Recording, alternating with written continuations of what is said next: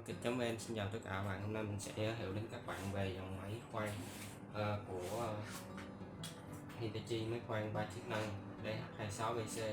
Thì đây là nhỏ hộp của máy. Bây giờ mình sẽ mở hộp cho các bạn xem bên trong của máy. Thì bên trong của máy thì khi các bạn mua máy về thì nó sẽ có một hướng dẫn sử dụng và một số hình kèm, và tiếp theo đó nữa là một cái đũa đo và tay cầm của Hitachi,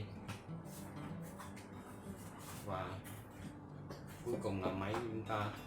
Thì trên thân máy, trên đầu máy thì các bạn xài đuôi gài, các bạn chỉ cần bỏ mũi vào thì các bạn chỉ cần dặn mũi qua một bên thì nó sẽ tự động xuống.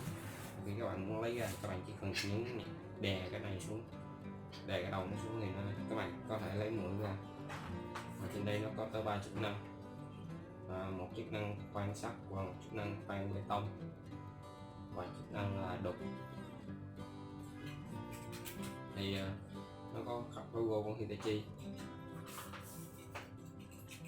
và bên đây thì bên thân máy thì nó sẽ có thể hiện model máy, số series và thông số kỹ thuật hàng sản xuất. Thì máy này được chạy điện 220V, tần số của nó là 50 đến 60 Hz, công suất của nó là 830W và tốc độ ngừng vòng của nó là 1100 vòng trên phút.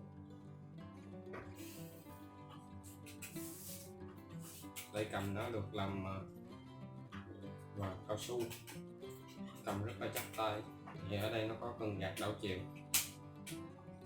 và công tắc của nó khi các bạn sử dụng máy lâu thì các bạn nên bấm vào cái còi này thì để cho máy nó tự động hoạt động. Thì các bạn không xài nữa, các bạn bấm nhẹ vào.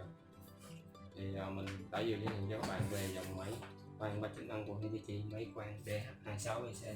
Cảm ơn tất cả các bạn đã theo dõi video. Xin chào tất cả các bạn.